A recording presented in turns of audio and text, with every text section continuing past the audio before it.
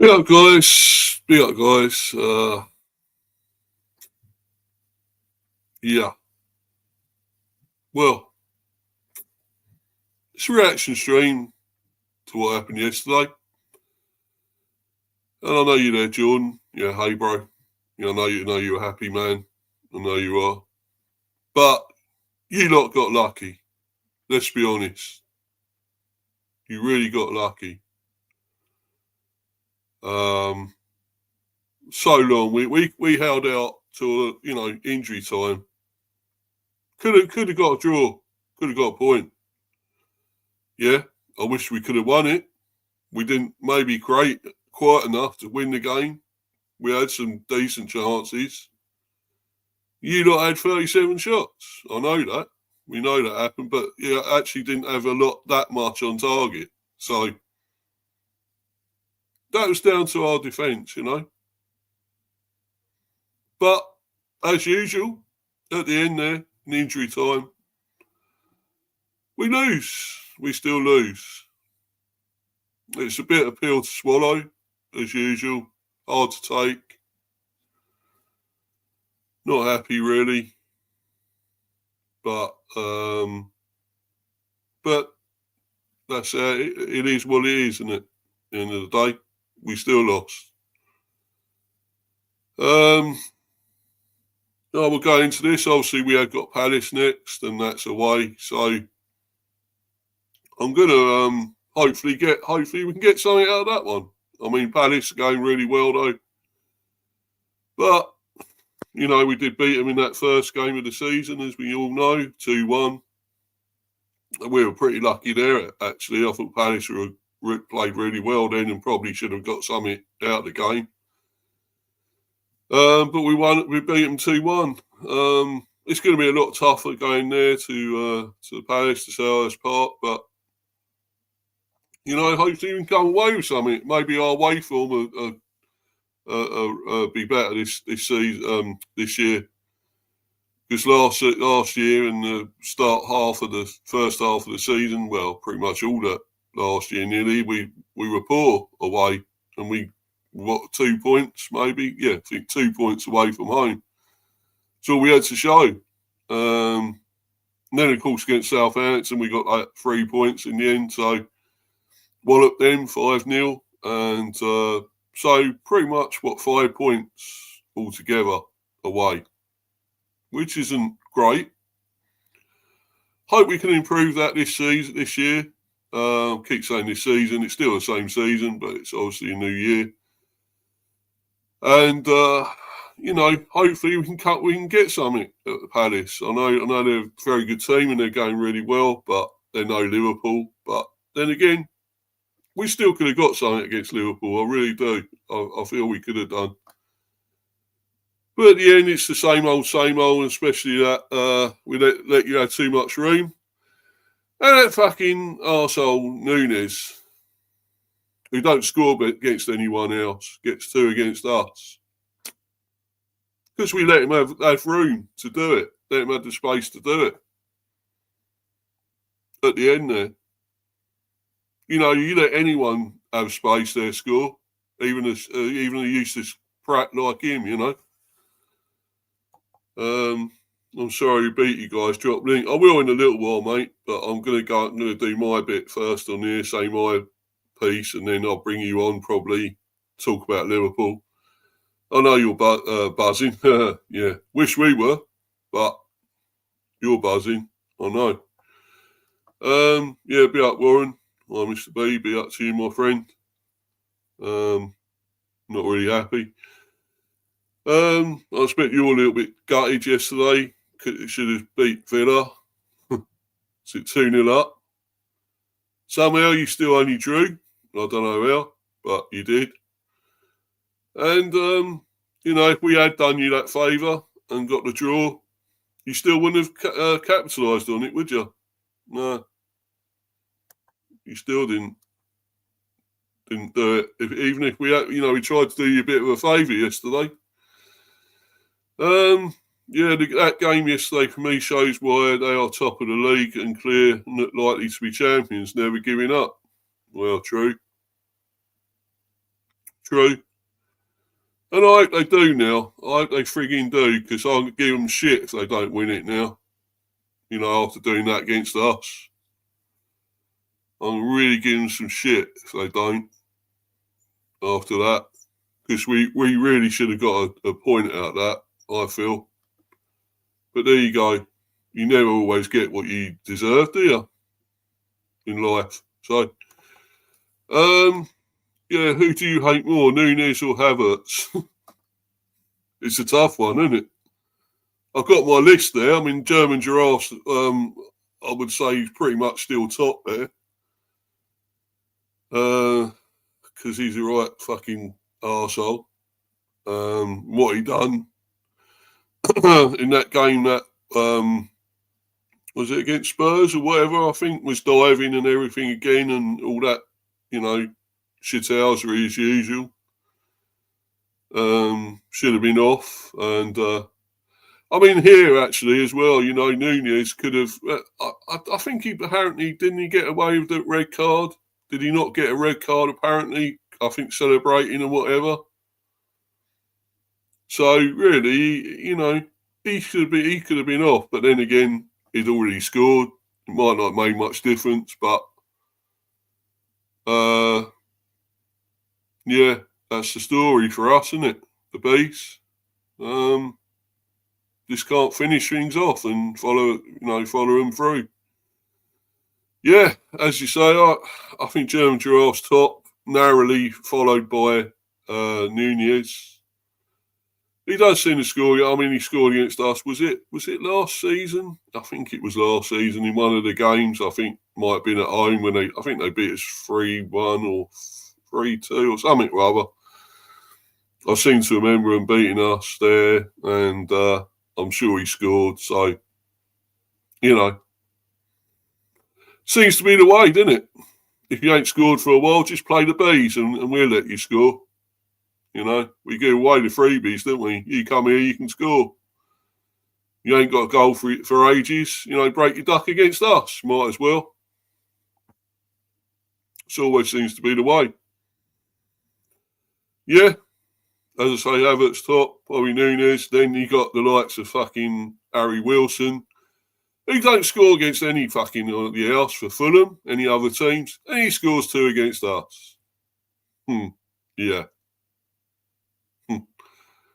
And no, actually, I think actually ahead of him just is McTominay, because he always used to come on and score against us. That one against United at Old Trafford, and we were drawing. I think we were winning actually 1-0 for nearly the whole game. We were 1-0 up. Yeah, he come on, scored 2 in injury time or something. Fucking hell, that's just the way, isn't it?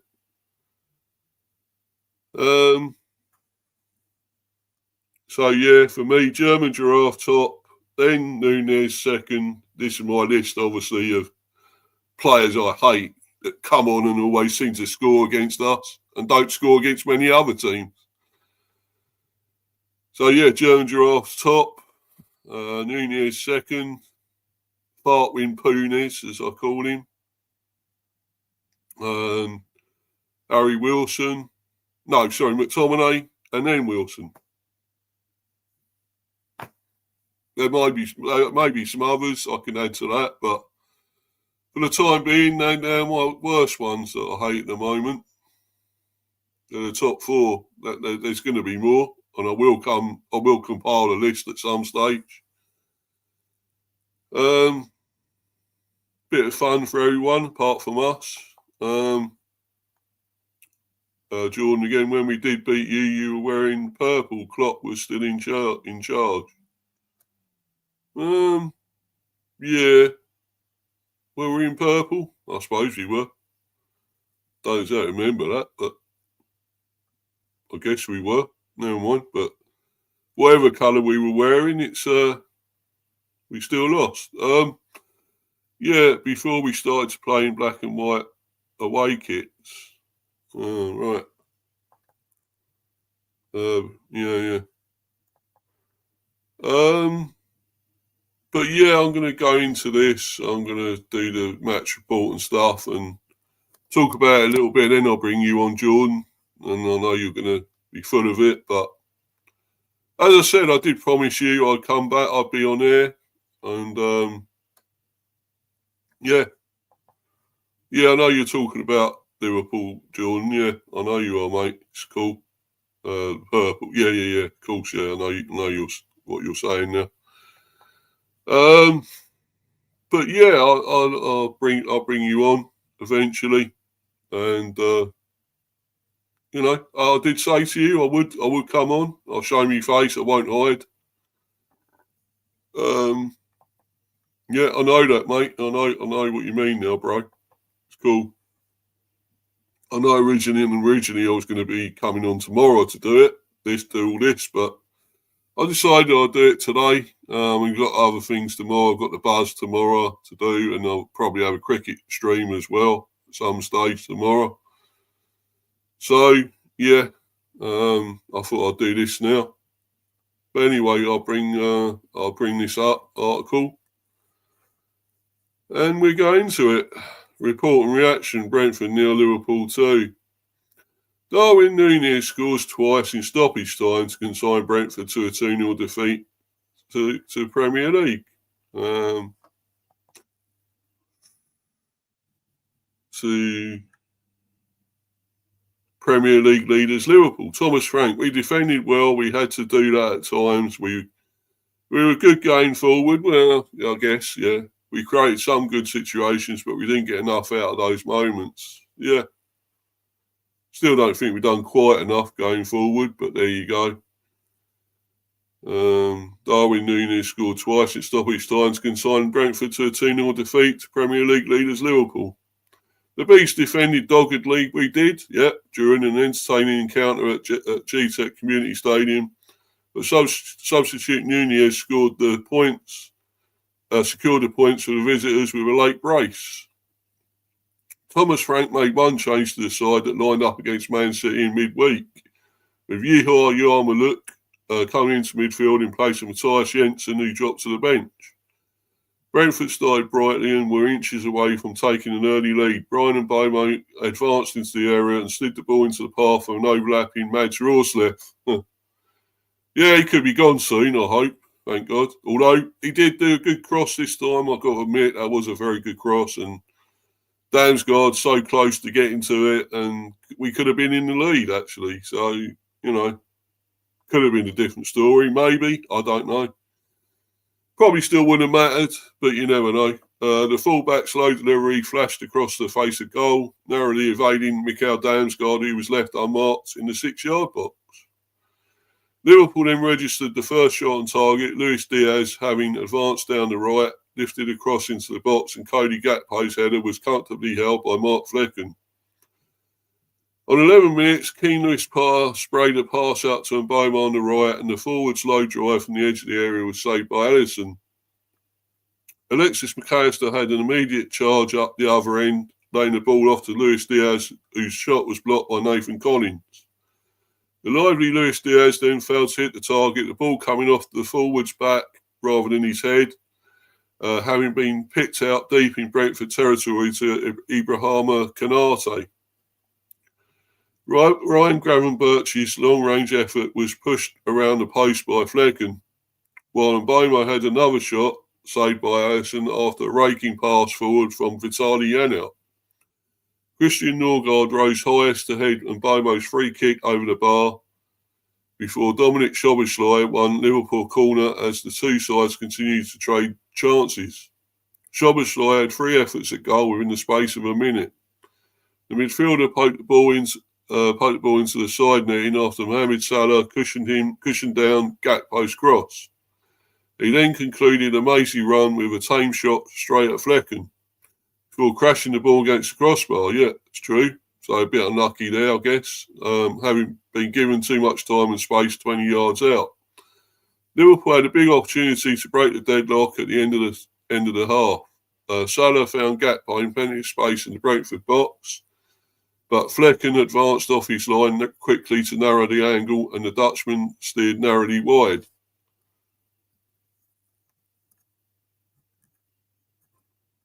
Liverpool began the second half with purpose. Straight after the restart, Szoboszlai dragged across the face of goal and wide, having been fed by Salah. Gakpo and Szoboszlai then had efforts blocked by Collins and Sepp Vandenberg respectively. Before Salah's attempt from the right of the area clipped Lewis Potter's outstretched leg and dropped out for a corner. Shortly after the hour mark, Luis Diaz fired low through the legs of former teammate Vandenberg, and Flecken dropped down quickly to turn the ball out for a corner. Moments after replacing Luis Diaz, Darwin Nunez nodded fellow substitute Andy Robertson's cross wide of Flecken's right post. McAllister had 2 shots blocked in quick succession and then headed Robertson's corner into the side netting as the league leaders continued to push for an opener. Brentford, despite spending much of the half defending their own box, still posed a threat on the counter and from set pieces. On 72 minutes, and Bomo's menacing free kick from the left bounced right in front of Alisson. The ball was palmed away by the keeper before Robertson hacked away to safety. Bomo's effort from the right of the area was garnered at the second attempt by Alisson. The Cameroon international then headed straight at the Liverpool keeper, having been picked out at the back post by Johan Visser. Visser, latching on to Kevin Shardy's through ball, tried to sneak the ball beyond Alisson at the near post, but the keeper made a smart save to deny him. Trent Alexander-Arnold then pulled just wide from 20 yards after a blistering counter. On 89 minutes, Salah called the ball through a crowd of defenders and just wide of the post. Brentford's stubborn defence was breached in the first minute stoppage time as Alexander-Arnold crossed low from the right of the area and Nunez bundled home from close range. Nunez then added a second, played in by Harvey Elliott after Brentford had committed bodies forward. The forward took a touch to set himself before lifting the ball beyond Flecken and into the roof of the net. Yeah.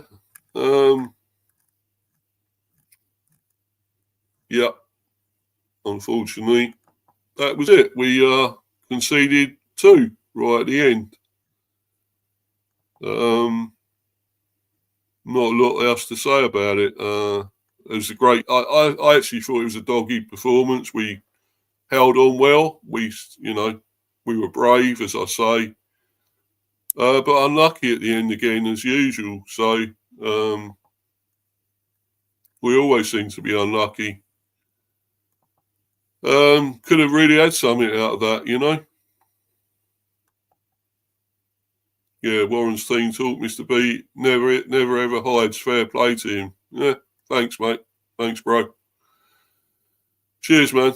I don't hide.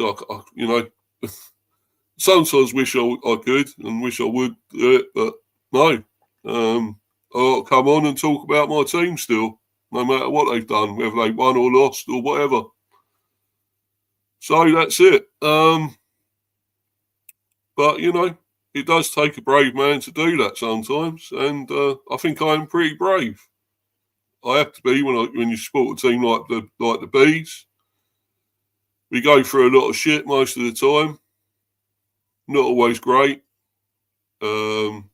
Sometimes more negative than positive, but I still got a lot out of the performance. I thought we did hang in there bravely and fought. I think it's probably one of our better, fighting performances, and still at times I thought our defence was pretty good. I thought we did do well, mostly at the back. Even certain players I don't like did okay there at times. So, Warren there, I have nothing but total respect for you, mate. Yeah, cheers, man. Yeah. Great stream again, by the way, yesterday. I loved your stream. Brilliant. Warren's team talk thing, brilliant. Doing all the scores again as usual, and those clips, I loved them. The legend one, Tom Hardy, amazing. He was brilliant doing both performances there.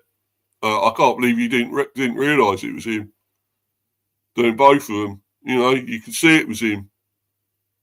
it's amazing how they've done that, but I thought he was incredible as both of them, you know. You go, what's that you got there? And he said, it's a tool, you puff. He goes like that, and he goes, that's not a tool, that's a fucking rolling pin. Who the fuck do you think you are? Fanny Credit? Trying to bake me a cake? Or blow out the candles? Or sing a song? All that shit. Oh, I loved all that, man. That's so funny. Again, the performance highlighted when Brentford's where Brentford's lie for me. Highlighted where Brentford's lie for me is a mentality issue in the defence. Exactly, yeah. I think you're right there, bro. I think you're right. It is, sadly. And I'm going to put the link in here and see if, obviously, Jordan wants to come on. And you're welcome to come on, Warren, as well, if you want to. Be like obviously a neutral and give your opinion of it. Maybe we can talk a little bit about Arsenal if you want to. I'm sure you're a bit pissed off about yesterday, a bit gutted about that. Yeah, that Legend film is class. It is, man. It is brilliant. Awesome film. I thought about doing a list of that, which is the best Craze film. I think that might be top, just about. And then the Martin and Gary Kemp one, Kemp brothers. I thought the Craze probably just about second. There is one or two. I think there's 2 or 3 more of them, but I can't remember the others. I know there is a few of them out there. I'll have to do that at some stage, compile that, and I'm thinking about maybe doing a movie one stream, reviews about films, and that'll probably be on there. I'll do that about those films, about the Craze. Thinking about doing a stream about that. I might do at some stage.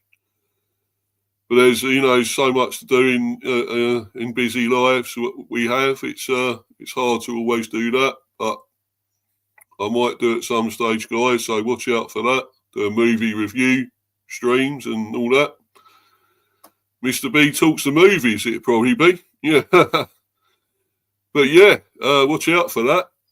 It'll be at some stage in the near future, I'm sure. Yeah. Jordan there, hey Warren. So I was talking. I think he means hey Warren's team talk. But anyway, I'm going to bring Jordan on. I'll just before I do that, I'm going to do my player ratings here as well. And yeah. So Flecken in goal. What can I say? I suppose he weren't his worst performance. I think he's weren't a lot he could do with either of the goals, I should say. Really.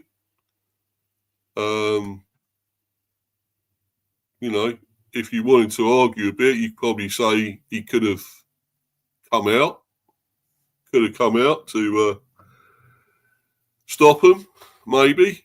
But, our defence didn't really help. Didn't clear it well enough a lot of the time, with especially Rawslef again. And I don't like this keeper. I never will. He's never a replacement for Raya. Never has been. I don't think he'll ever be that brilliant, awesome. I'd rather have Valdemarson in goal. But it is what it is. We got this shit in goal, I'm afraid. But I'm going to give him I'll give him a 5. I could give him a lot lower, but no, I'll give him a 5. As for Rawslef, I mean, he done that great cross early on, and we could have scored from it. So, for that maybe, and occasionally really good game. I mean, he overlapped well. Always got down the flanks well, overlaps, but ultimately he's defending as well that you have to talk about here, and it's a non-defending, it's shit. So I can only really give him about a 3, and that's mainly for the overlapping and attacking.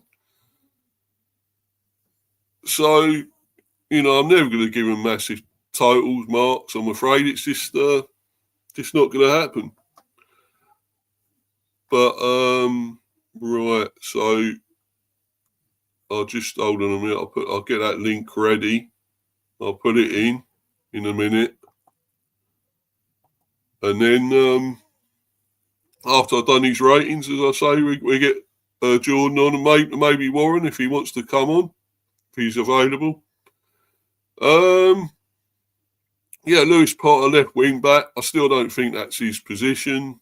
I don't know why he's still there, but he still does pretty well there.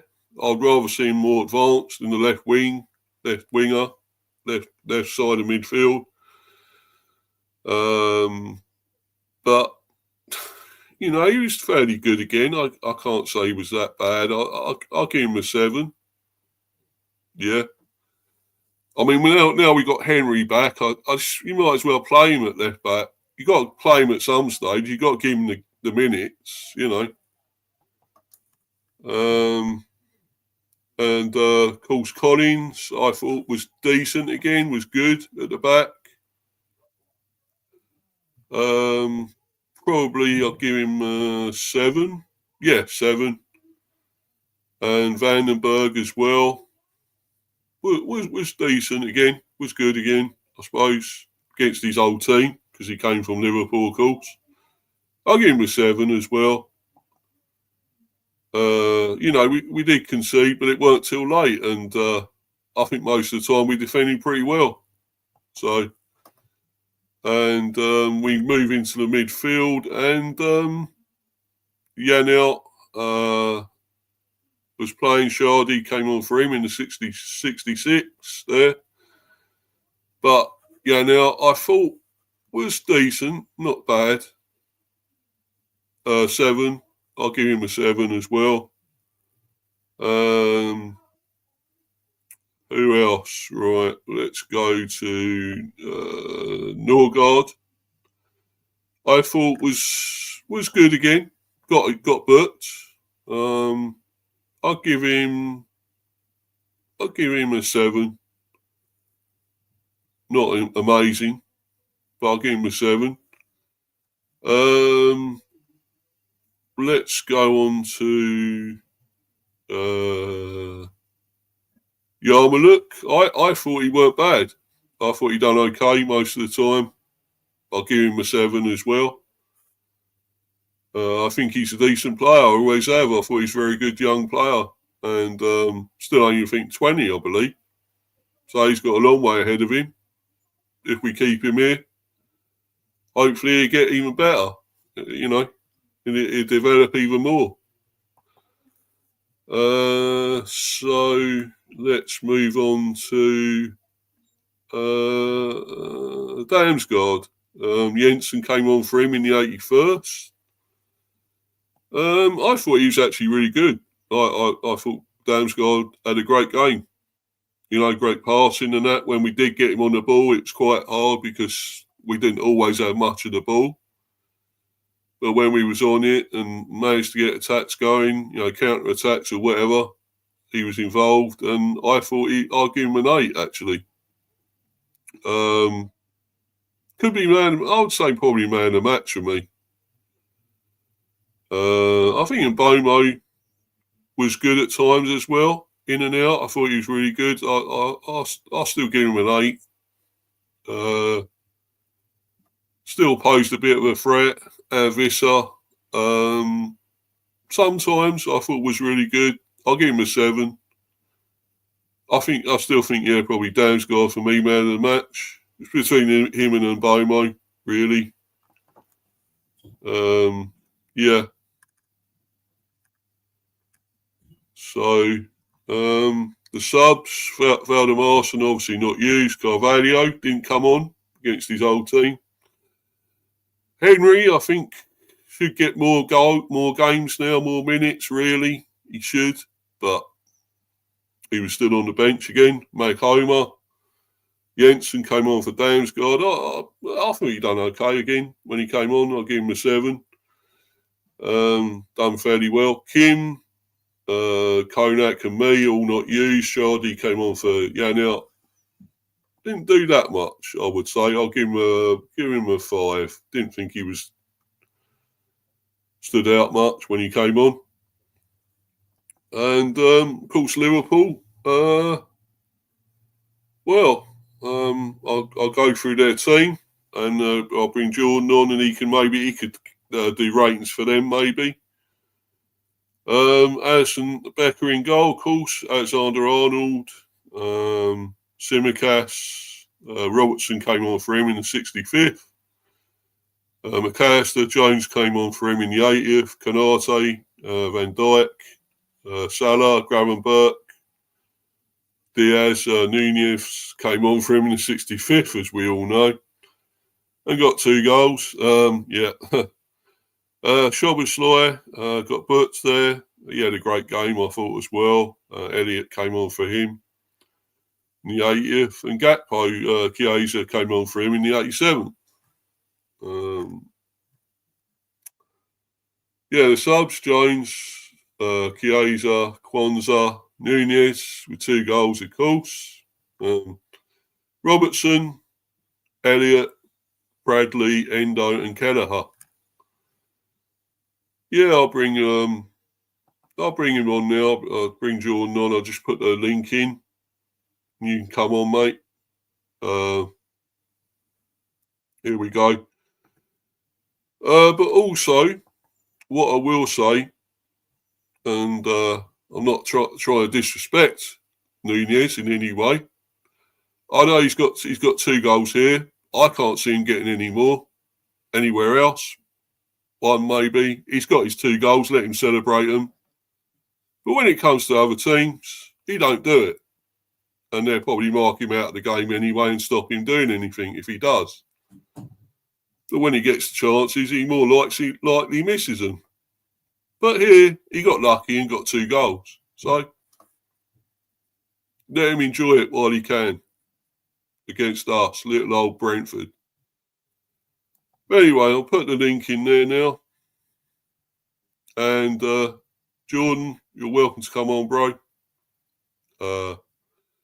As I say, Warren as well, if you're available, mate, and want to come on, you can. Anyway, so, obviously he come on. I and maybe rate these Liverpool players. As I say, I thought probably the standouts were Arnold. At times, he's great crossing, great passing again, of course. McAllister, I would say, done really well. Obviously, Van Dijk. Salah at times, I probably maybe one of his quieter games didn't maybe do that much. I don't know. Gravenberch, obviously Diaz, brilliant again. Szoboszlai had a good game as well. Gakpo at times. I thought, they was they've done really well. They're a big, great team. What can you say? They're, top of the league. Probably will be champions. I can't see them cocking it up now. I think they'll do it, but win the Premier. Arsenal dropped points again. If in the lead, of course, they were 2-0 up. Could have been the ideal opportunity for them, but then again, Liverpool still won. We didn't get the draw. If we'd got the draw 0-0 on the point, then maybe. But it would have been a great chance for Arsenal. But there we go. They still fucked it up as usual. But anyway. if you get, hopefully you'll come on soon, Jordan, because obviously I want to go soon, bro. So obviously there's more football on. But as I say, if you want to come on quickly and discuss this, you can. Oh, here he is. I'll bring him on. He can do the ratings of the players if you want to, or you want to just talk about the game. You're welcome to, mate. Big up to you, bro. How you doing? All right? Very happy, aren't you? Yeah. Oh, Yeah. I'm not really happy. I'm not. Yes, I'm happy about the result, Mr. B. But yeah, but you Mm, know what I have to say about the game yesterday? It was I enjoyed the game a lot. We got chances, but Massa, you're a goalkeeper, flexing man. What an yeah. amazing goalkeeper you have in goal, man. This goalkeeper, Ryan Gravenberch, should have scored. Tip it over his head, but what a save, man. And I heard Mm, you before I come on that you guys should have taken the lead. You're right. I absolutely agree with that 100%. And you're talking facts about that. Guys really keep us quiet almost all the game. But yeah, it's a good game, man. GG to you guys. It should have been worse, but the guys really keep us quiet. Well done. Well done. yeah. You didn't demolish us, did you? You didn't want to pass in 2-0 in injury time. 2 goals. So we had I thought we had a great defensive game, really. But I wish we could have scored. We had a great opportunity earlier on with Damsgaard. If he'd got that touch to that, put it in close range with that raw left cross, it could have been And different. also, But so with a chance, we saw with a chance as well should have buried that. But yeah, well, the goalkeeper just too good, man. Flecking in just well, I don't know about good. Wow, that. this goalkeeper, man, from start to finally get beat. Curse out Yeah, Darwin Nunez. Yeah, yeah. And, coming off as a sub yesterday, that is very good for him, for us to let him come off the bench. So yeah. yeah, but Darwin, right? He hardly ever scores. Why does he have to score against us when he does, man? I'm so pissed off with it. Earlier in the chat, Mr. B, when we were playing with before Jurgen Klopp, before we said bye to Jurgen Klopp. Remember that game that we won Mm, at a guy's home ground when yeah. I think it was Trent assist to Darwin crossed into the box and he hit that in. We were in purple and we also have we name Minecraft kit when we Mm, play you guys. Yeah, so yeah, I know we have a new kit now.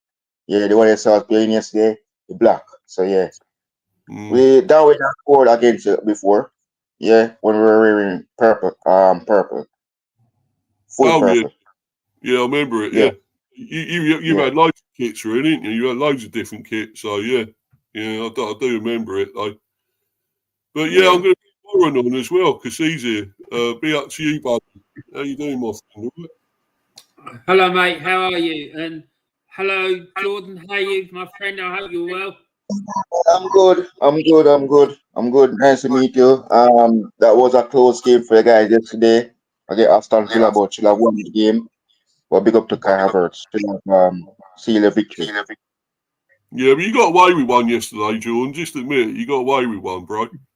You know Yeah, you yeah. did. That's us, man. That's us, man. Mm. Mr. B, can I just say something? Yeah, I man. don't know if you're aware. You remember yesterday I was kicking off on the show Yeah, yeah. about like games being delayed because of medical emergencies and Oh, whatnot. yeah, yeah. Yeah. Yeah, that poor person has now passed away. Oh, no. Oh, Yeah, I'm sorry. I feel Sorry. really bad, man. Really bad. So I just want to Yeah. say on here that I'm really sorry if I offended anyone yesterday. But Mm, it is really sad and all the rest of it. mm, But why does this keep happening? Like, I don't ever mm. remember when I was a youngster, Mr. B. I don't know if you're a bit younger than me, not much, but I think you're a little bit. I don't remember games being delayed or whatnot because of all these medical emergencies all the time. I mean, I think that's 2 or 3 times it's happened this season, at least. It's horrible, isn't it? But yeah, it is. It's terrible, mate. And like I say, I do feel really bad, and I just want to say how sorry I am that it's happened, and I had no idea it was that serious. Do you know what I mean? But that's fine, Warren. Don't worry about it, bro. I mean, we never know. You don't know what's going to happen, do you? You think you could all the world. You think you could be okay if it's a he or she. I don't know, but whoever it was, you could have still been okay.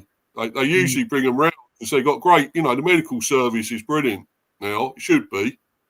You would think most of the time. So they generally bring them back, don't they, and get them back to health. But unfortunately, they passed away. But you're not to know that, bro. It's not your fault at all. So don't worry about it. I don't feel really sad about it. You weren't to know it's going to happen. But I just think people are aware of what's happened. I mean, because that is really sad. No one should ever die from going to a football match. It's just not right. No.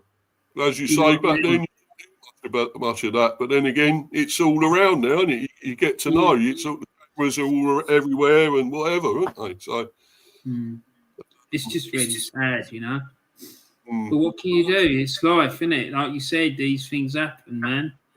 Yeah, of course, yeah. Shit happens, I'm afraid. But, our thoughts go out to the family of this person. We don't know. Did you know who it was? Do you know their name? Or no, there is a statement. It's on Facebook.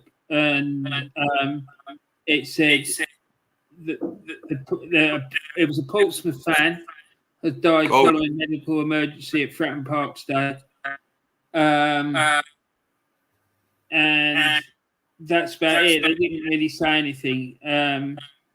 All it just says at the end is we're grateful to all Pompey and Middlesbrough fans inside the stadium for the compassion, patience and understanding they showed in such distressing circumstances. Which sadly was something that I didn't show, but still, I wasn't kicking off about the fan. I was kicking off about the fact that this keeps happening. Yeah, I got what you meant. It's like this is now 3 or 4 times this season where games have been delayed or stopped because of medical emergencies. And like I said to you, Mr. B, I don't remember when I was a kid ever seeing a game like being delayed or stopped because of a medical emergency. And I'm sure that people must have been taken ill inside grounds. Yeah. Do you know what I mean? Because the grounds were like a lot more packed in them days than what they are now. Like with people standing up, swaying about. Because don't forget, there was terracing in those days, so people weren't seated. Do you know what I mean? It's like I remember being at Highbury and being in a crowd of like against the European Cup Winners' Cup semi-final, first leg. Right, there was 50-odd thousand people. Honestly, mate, it was packed to the rafters. Right, and it was so hot in there, in that North Bank. Do you know what I mean? And for sure, yeah. It was wild, mate. It was like, and you'd think that there would have been more. Maybe we just didn't get to hear about it. I don't know, but I just find it a bit odd. Yeah, don't worry about it, bro. It's, as you say, I remember it back then, and it's definitely not like it is now. I mean, you had fights and things broke out, injuries happen, but you never really heard much about people passing away or whatever or anything like that. So, but this shit happens, and it's more focused on now in the spotlight now, unfortunately these days. So you hear about it a lot more, but yeah, don't worry about it, Warren. So what do you make of this game anyway? What do you think of it, John's gone? It's difficult for me to say because, as you know, I was doing the Saturday show, right? I could see that it was 0-0, it was 0-0, and I was thinking, this isn't like Brentford. Usually there's goals when Brentford play, for and against. and I was expecting like 3-2, 2-1, something like. I was expecting it to be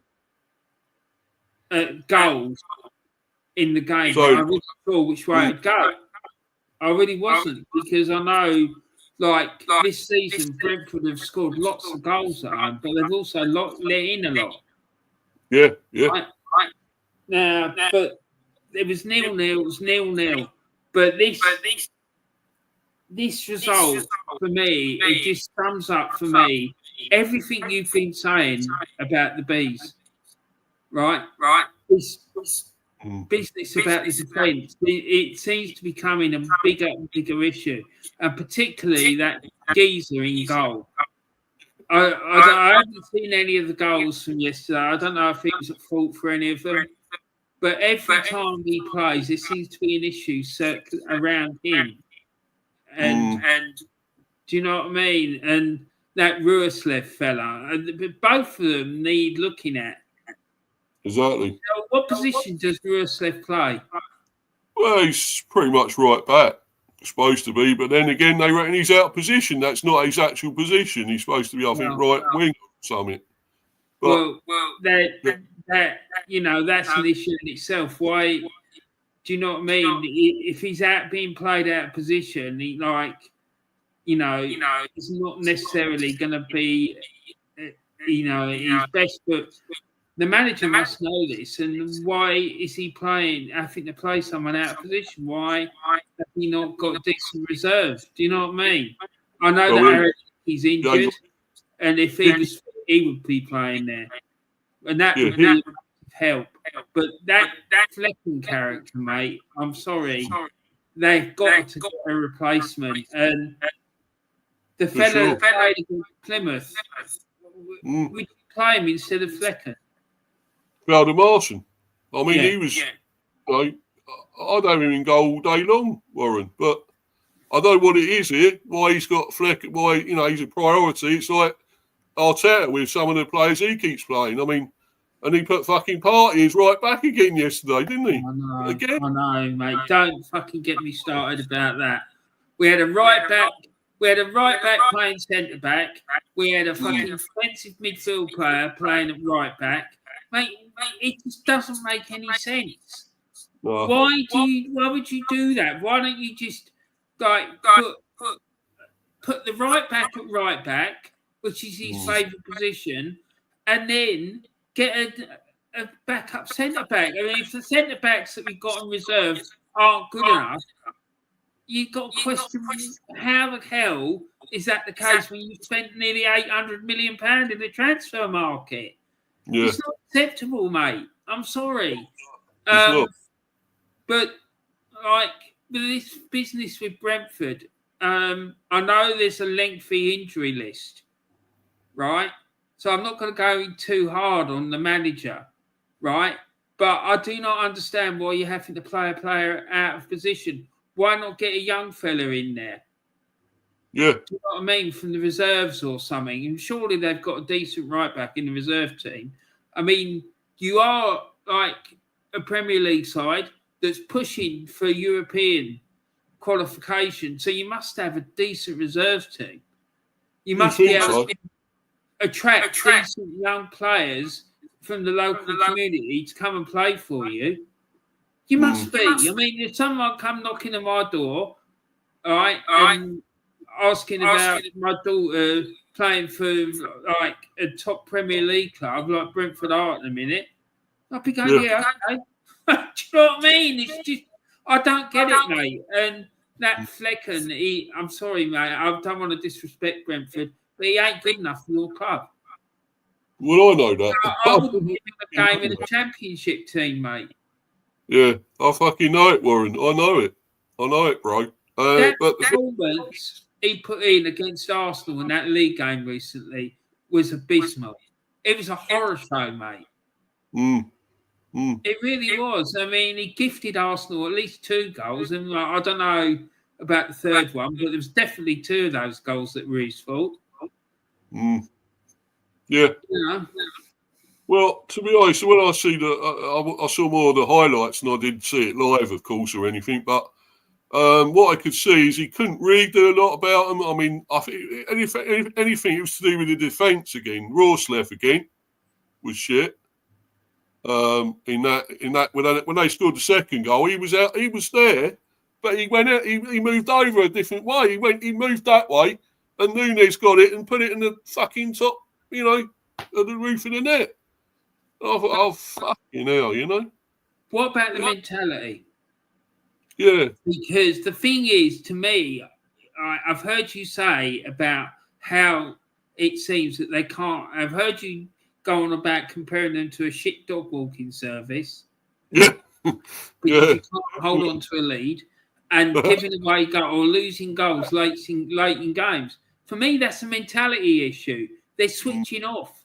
They think the game's done and dusted. You cannot switch off. You have to keep going until the referee blows the final whistle. It lasts longer than 20 minutes. This isn't.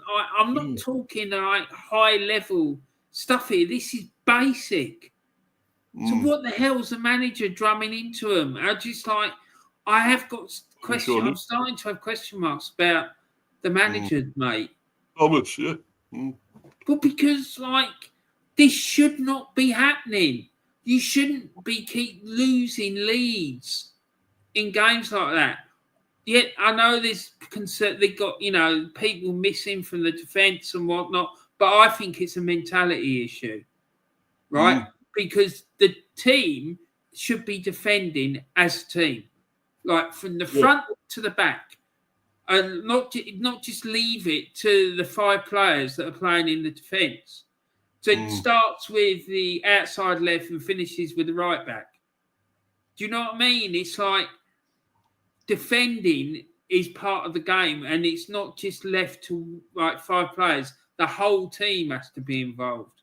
So as soon as you lose the ball, I remember when I was a kid, my dad used to tell me, when you lose the ball, if you lose the ball because of something you've done, it's your job to go and get it back again. Yeah, yeah. Do you know what I mean? And that's the attitude you have to have. And you can't... For me, there's a mentality issue at the club, mate. Yeah, 100%, Warren. Yeah. There has to be, because you can't keep giving away goals like that when you're in front and surrendering leads and losing games like late on and stuff like that. I mean, yesterday's a perfect example of what I'm talking about. And Liverpool showed the polar opposite of it by just keep going and keep going and keep going right till the end, never giving up. That is the mark of a champion. And that is why they're clear at the top and look like they're likely to win the Premier League title. Yeah, in my opinion. Do you know what I mean? Yeah, no, I think so. No, I agree with you totally. I think they're going to win it, but there's nobody else really that can catch him, is there? Arsenal can't now. Let's be honest. But mate, I've got doubts that they're going to finish in the top 4. Carrying on like the way they are, all it needs is maybe 1 or 2 teams to put a run together, and they will drop out of the top 4. If Chelsea suddenly hit form, they're in trouble, right? If United suddenly pick up a bit of form, they could be in trouble. Man City are only just behind us on 6 points. They're 6 points behind us. They win today against Ipswich. I think there'll be 3 points behind, 4 points behind. And we're playing him in a couple of weeks. That lead's going to slowly evaporate. And I'm telling you, mate, if he drops out of that top 4, there has to be serious questions. I'd sack him today. I would. I'd sack him now, mate. But I agree. He should have gone a while ago. Let's be honest. He should have gone ages ago. Really, shouldn't he? Well, he should never have got the bloody job in the first place. He's not qualified to do it. But I don't think they will, because I've said numerous places before, I think there's something else going on at that club, and it's got nothing to do with football, and that's why he's in post. I think that's Odegaard's captain because he looks good in the merch, and I think Arteta's the manager because they think he's a good-looking chap, and it looks good in the PR stuff. And I'm sitting there and I'm thinking, what does someone's looks got to do about whether or not they're a good manager or not? It's just unbelievable. You know what I mean? It really is. I just think, what the hell is going on? But you know, there you go.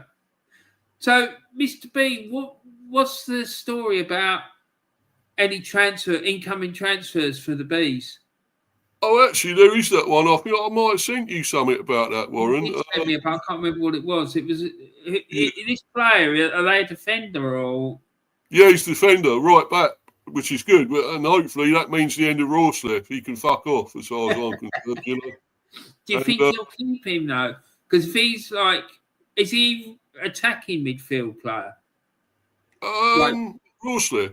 Yeah. Yeah, I think he is. I mean, what I did like some of the things he actually done good was going forward and overlapping, and he got a great crossing early on. Damn, Scott was only inches away from it. Would have been 1-0 for the Bees if he'd got a touch. You know, about a yard out from the goal line. And that makes me think maybe it'd be worth keeping hold of him, Mr. B.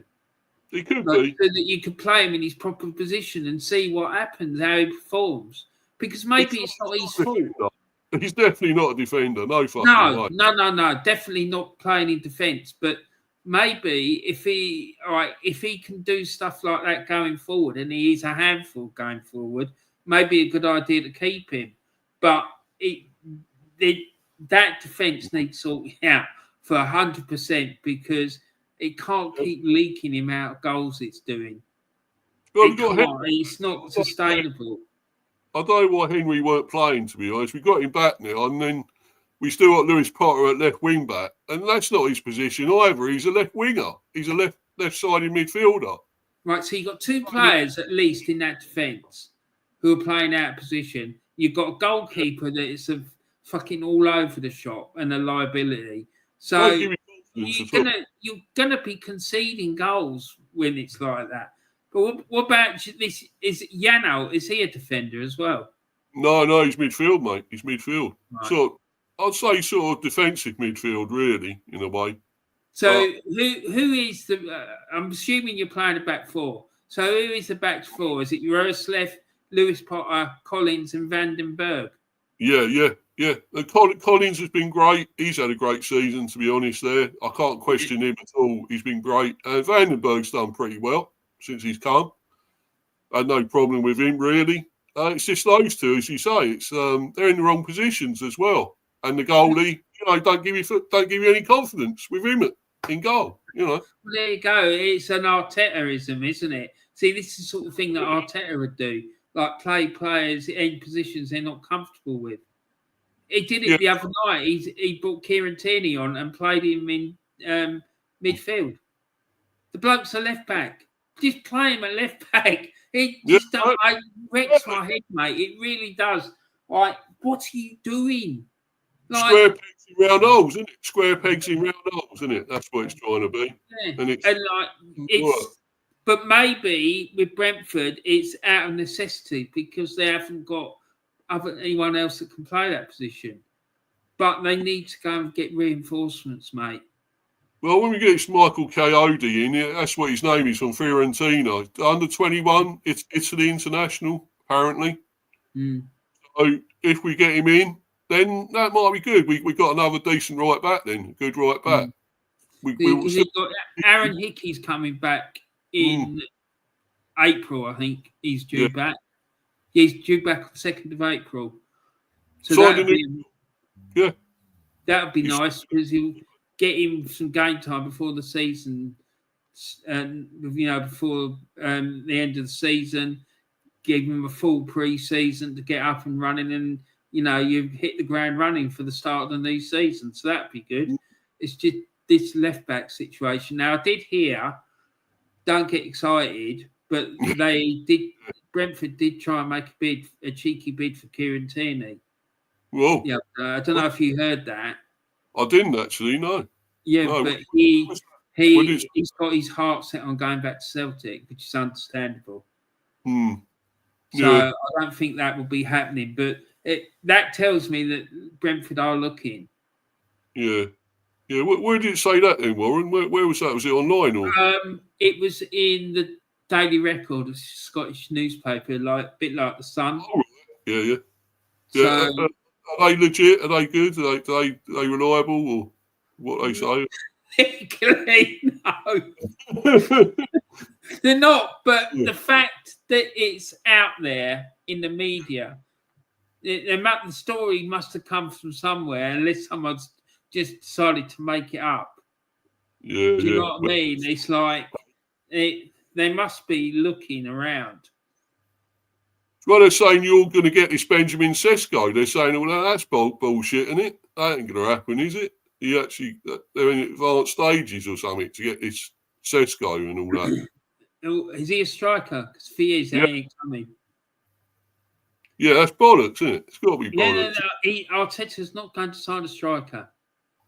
No. What is it now? It's the 19th of January. We've got 12 days? It's not going to happen. If they're not like coming close to getting the deal done now, it's signing a striker is really tricky, right? Especially a top draw one. Yeah, exactly. I think we were still looking at another one. I was trying to think if we were. I'm not sure we're going to get another one, but it would be good if we could get another striker. But I don't think it's going to happen somehow. Well, the thing is, like, there's all these links to all the players going out of the club. That's a bit of a concern. Like, do you know what I mean? In Bremo and like all these other lads that you've got playing for you. Shardy. Just has been linked to Arsenal, and it's like, do you know, if I was a Brentford fan, I'd be getting really pissed off with Arsenal. We ain't a fucking feeder club for you lot, you know. We're not. Right? Well, this is it. This is what they're doing. They're like treating these clubs, some of these clubs, like feeder clubs. But I do understand it. I want a Premier League proven striker. I don't want someone coming in here like Vlahovic, who's never played in the Premier League before, because he might flop. Yeah. You can't pay 70, 80 million for a striker, and it takes 18 months or something for him to settle and start performing. Hit the ground running straight away. Hit the ground running, innit? Straight away. So, yeah, you want a proper, as you say, Premier striker. You could have had, couldn't you? You could have had Tony. Do you know the one I want? What? Up front. You know who it is? The fella I want Arsenal to sign. Not one of my players, is it? Our players? No, and he's an ex-Brentford player, Ollie Watkins. Oh, Watkins, yeah. He's class, mate. He's class, mate. I really like him. Yeah. He scored again yesterday, didn't he? Against you lot. So yeah. It was a good goal and all. Was, do you know what I mean? Yeah. Do you think Raya was? Do you think he could have done better? Oh, I don't think he could have done. Both of those goals that Arsenal was conceded, right, down to Arteta. 100%. The first one, he went, the Villa player, I don't know who it was, he went galloping down the right-hand side, our right flank, which is where Thomas Partey was playing. But he's not a right back. What do you expect? Do you know what I mean? And then, the second one is just... The defence is a mess, right? Because you've got right back playing centre-back. So he's a right back. He's not a centre-back. You can't just shovel like any old player in at centre-back. Centre-back's a specialist position on the field. It's like you can't. It's not like playing a right midfield player in centre midfield or something like that. No, it's a specialist position. There's lots of skills and attributes that you need to be able to play the role effectively, and putting a right back there is asking for trouble. Yeah. Do you know what I mean? And he doesn't seem to understand this. He just thinks that he can get these players and move them around the pitch like they're pawns on a chessboard. Do you know what I mean? And football's not like that. It's, he thinks he's another Pep clone, doesn't he? He's like another Pep, and he ain't. He's not Pep. He ain't got the intelligence for it, for a start. He ain't got the tactical aptitude. He hasn't got the experience. He hasn't got the man management skills. Every single optic or metric that you can think of about judging whether or not someone's going to be a good manager or not, he's failing miserably on. He can't manage players at all. He doesn't know how to do it. Like, if they upset him, they're out. It's the end of story. There's no discussion, nothing. It's just like crazy behaviour. Yeah, you've had a lot of good players there, and he's fucked them up with what he's done. He's like with Pepe and of course Tierney and many others. Well, I'm preparing a show for next week. Yeah. Right. I know it's closed. Right, but I'm going to see if I can remember the team. Right. This is all players that we've had at the club, and he's fucked off. Right. Emi Martinez. Right. Ainsley Maitland-Niles. Right. Yep. Gallus. It's not Gallus. Sorry. The fella with curly hair that was from Chelsea. I know the one you mean. Luis. Is it Luis? Yeah, David Luiz, right? Yeah. Kieran Tierney. All these players, he's like pissed off. Then your midfield, you had Matteo Guendouzi. That whole saga with him. Like, He's really doing well. me off.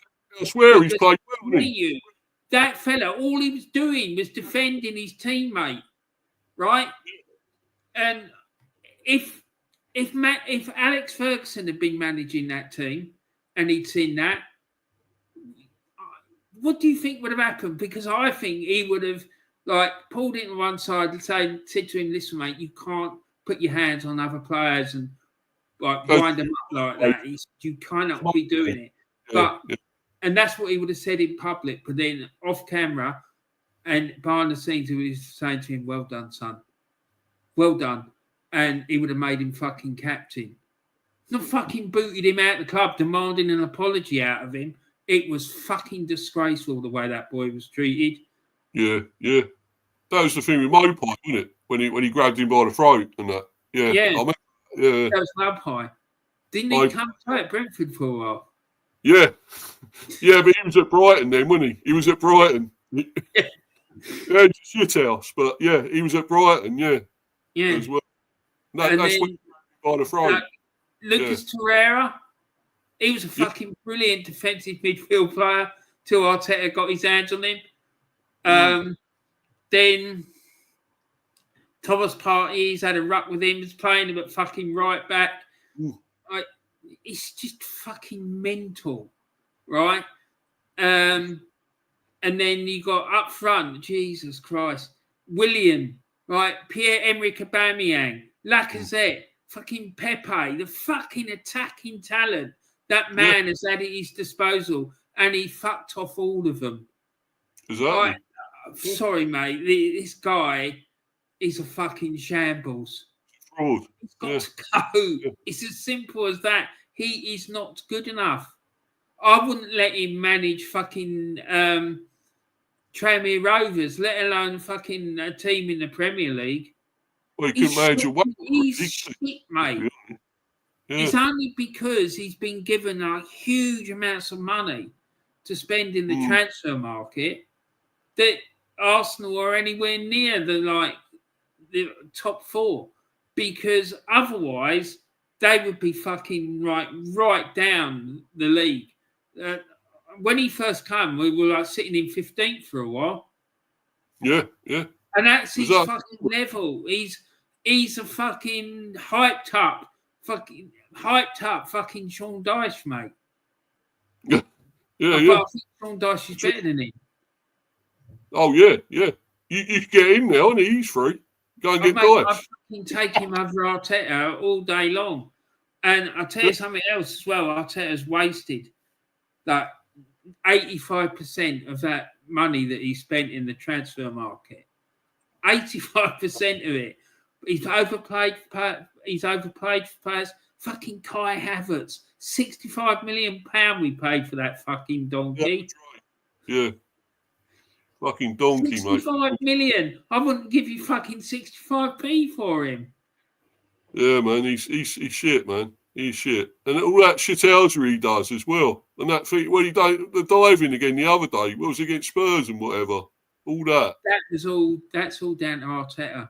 That is fucking 100%. That's Arteta telling him to do that. Because he's not the only one that does it. Mm. Like Declan Rice kicking the ball or keeps kicking the ball away. Like, it's just fucking crazy. I don't understand why he thinks he's going to get away with it. He got booked yesterday. Yeah. In that game against Villa. Oh, yeah. He's going to get another suspension coming up soon, thank God. And then Airport Albert will get control of the team. yeah, he'd do better with it, wouldn't he? Airport. You remember a couple of years ago when he had to go and sit in the stand? Airport Albert had to take control of the team. The difference in the performance was fucking huge. They just fucking suddenly all started playing. When he was at Man City, he had to take control of Man City one game. They fucking lost. That tells you it all, doesn't it, mate? It tells you all. Mate, the man is not a fucking manager. Yeah, the guy couldn't manage a wank, could he? Let's be honest. No, he's fucking useless, mate. I'm telling you, when he gets sacked by Arsenal, we'll never get another top level job anywhere else. No, we wouldn't have. I remember sitting here with having discussions with other fans about him, and then going, "Oh, you're being very harsh," and like you know, look what he's doing, and I'm going, "Yeah, look what he's doing. He's fucking destroying the team." And I said, "Let me ask you this: would you take him at your club?" No. If your manager walked out, would you take him? No, if they'd done that, I'd fuck off. I wouldn't be a supporter here anymore. I'd go. I'll be out the door, mate. I'll be gone. I wouldn't be a supporter anymore.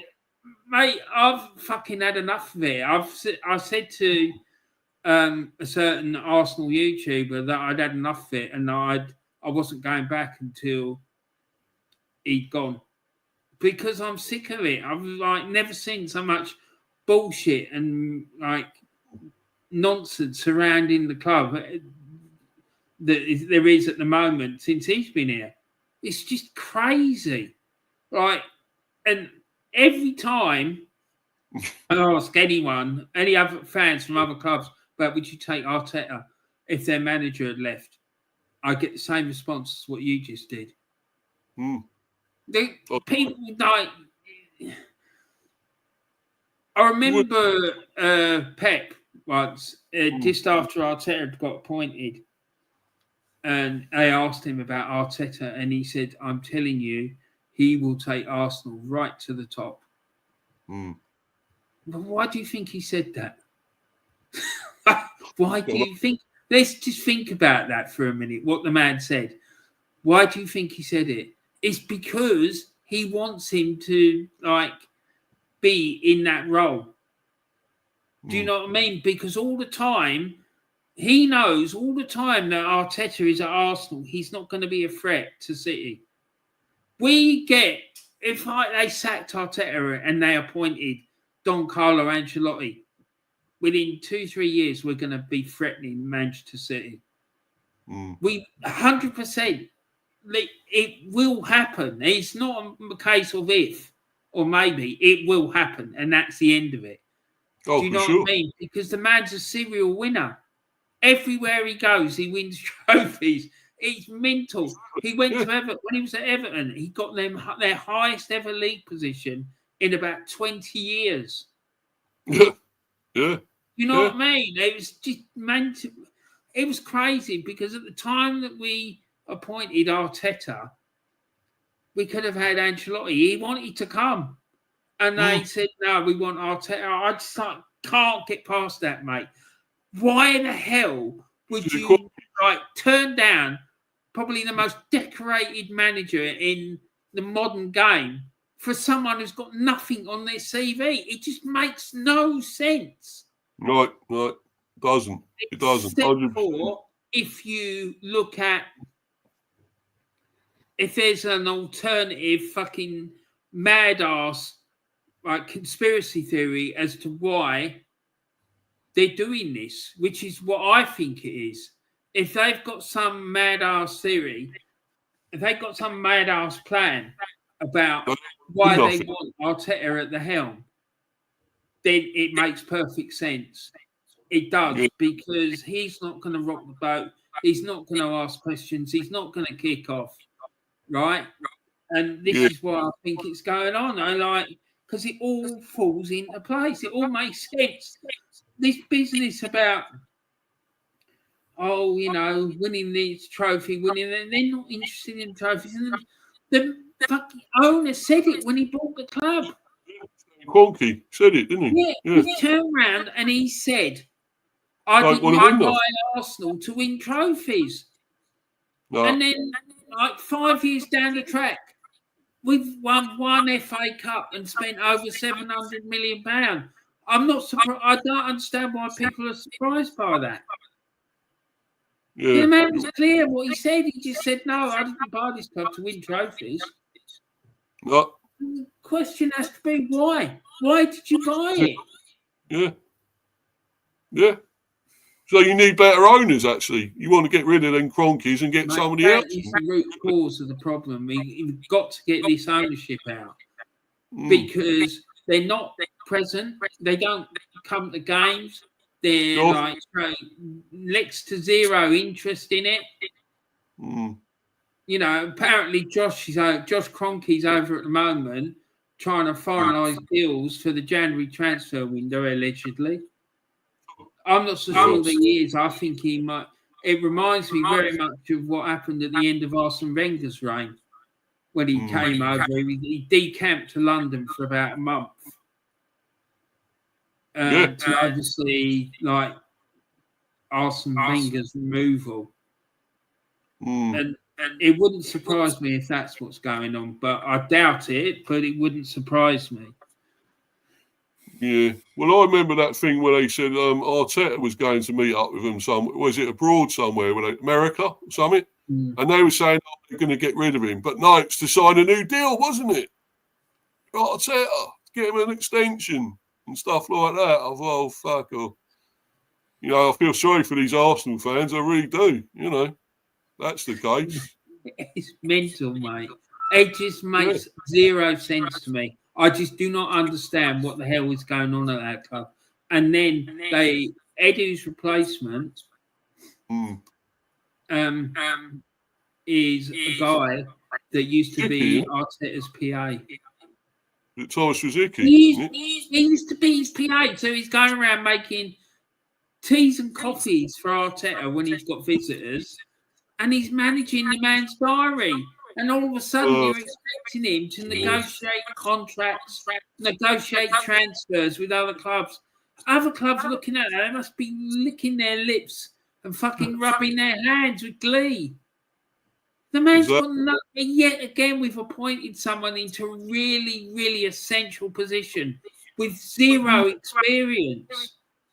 It's just crazy. I just can't think of one organisation anywhere in the world that's serious that would do something like that. It just makes absolutely no sense whatsoever to me. No, it's bad, mate. It's bad. It's terrible. Fucking knows shit, mate, as far as I'm concerned. But I mean, like a team in League One or League Two wouldn't carry on like that. So why are we doing it? You know, giant like yourself, big team in the world, world football, and all what you've won in the past and that. And you made to look like fucking clowns, an embarrassment now, It's like fucking solid. We're not fucking Tunbridge Angels or fucking Solihull Moors, are we? Do you know what I mean? Mate. What the fucking hell's going on? Do you know what I mean? The club is being run like a fucking circus. Yeah, exactly. Your history in the game is amazing. What you've achieved, like in the past, of course. With club in English football needs to be. and we're behaving like a fucking National League. No, like an Isthmian League side. It's shocking. Exactly. Just giving people jobs with no experience. So what the hell's that all about? Why does this keep happening? I know we're not performing well, but our football club is run better than yours. It's better than yours, and we are underperforming. I've got to say, we are. We should be doing better than what we're doing. But, we are actually run pretty well, our club, Yeah, but you're moving in the right direction, hopefully. I just think the problem at Brentford, from what you've said to me a little while ago, is that there seems to be a lot of injuries. And, the young Scottish lad is a perfect example of that, the right back.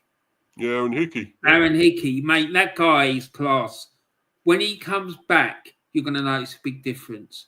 He's got to stay fit, though. He's got to stay fit, Warren. That's the problem. Can he stay fit and play? That injury he had is a real serious injury, though, Mr. B. Do you know what I mean? It could happen to anybody. Do you know what I mean? And they need to be, when they bring him back, he needs to be brought back carefully because he will get more injuries otherwise. This was part of the problem under Wenger. People would be out injured for a long period of time, and then he'd try and rush them back. He'd rush them back, and they weren't properly fit again. And they'd then pick up other injuries. So they were constantly coming in, coming out, coming in, coming out, because they weren't ready to come back in the first place. So I hope Brentford do that. Saka, Pepe, he done it. Partey, wasn't it? He done it with him as well, I think. Yeah, he's trying to push him onto the pitch. Yeah. Like Thomas Partey, you remember, he was standing on the edge of the pitch. And Thomas Partey was saying, "Listen, mate, I need to come off." Yeah. And it's like, no, you get back out there. Get back on, yeah. Fuck your leg up even more, whatever, Yeah, why don't you? Yeah. Thomas Partey must have been thinking, what have I fucking come to? And they said it was a lot to do with your training grounds as well, didn't they? They said it was to do with that as well. They said it's to do with your training grounds as well. Yeah, there is an issue with the training ground as well. Right? It's really hard. The pitches are really hard on the training ground. Now, my mate used to run for England. He's coming on the channel soon. He's going to talk about his running career. Right? He's been in races with Steve Cram and John Brown and fucking real fucking top international athletes, this lad. Right, he's coming on my channel soon, but I asked him about the training pitch. I said, mate, look, the ground's really hard. Would it cause a problem? Would it cause players to get injured and whatnot? He said it probably would. Yeah. Because he's now working as a coach. He coaches kids about running, and he's bringing through lots of top athletes himself now. I asked him the question about the pitches, and he said, yeah, it probably has got something to do with it. He said, I can't guarantee. He said, because I don't know. I haven't seen the pitches, but, it probably has got something to do with it. Well, for sure. It's got to. If you can't, those studs are they're like slippers now as well, aren't they? They're like thin bits of slipper or something, They're not like the boots they used to have, thick leather, really good, great leather and studs on them. They're shit, mate. They're like what do you call them, skates or something now, aren't they? They got on and slippers, And I think that's as well. To be when we were kids, like football boots, they were like shoes, they're thick, black leather. And the laces, you had to wrap them around like this. Do you know what I mean? And that's it. Yeah. Do you know what I mean? But yeah, that training pitch is a big issue. It needs addressing.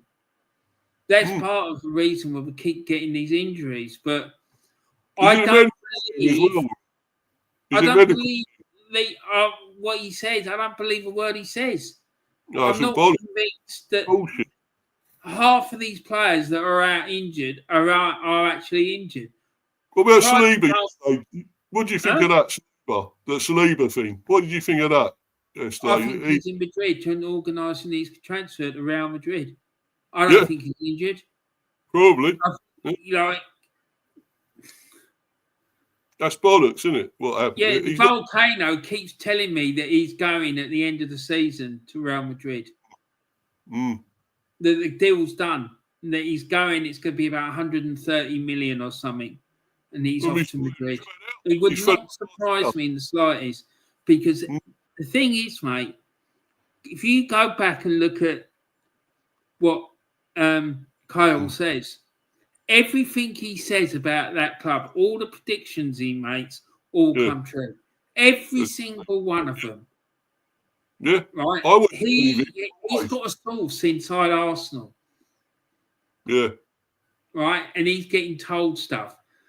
He said to me and to Del Boy that he's going at the end of the season. It's going to be about 130 million. I reckon he's in Madrid organising his contract. Mm. Yeah, good luck to him and all, eh? I would get out of that club as well. If I was there, I would want to get out fucking Arsenal. I wouldn't be surprised if it's not done before. He's not gone before the end of January transfer window. That being said, though, it's only like 12 days to go, so it might not happen. But it wouldn't surprise me, mate. Yeah. It'd be gone in the summer if it's not now, wouldn't it? It'd be gone in the summer, probably. Not now. Another one, Ben White. Yeah. I don't think he's injured. I don't either. I think he's had a ruck with Arteta.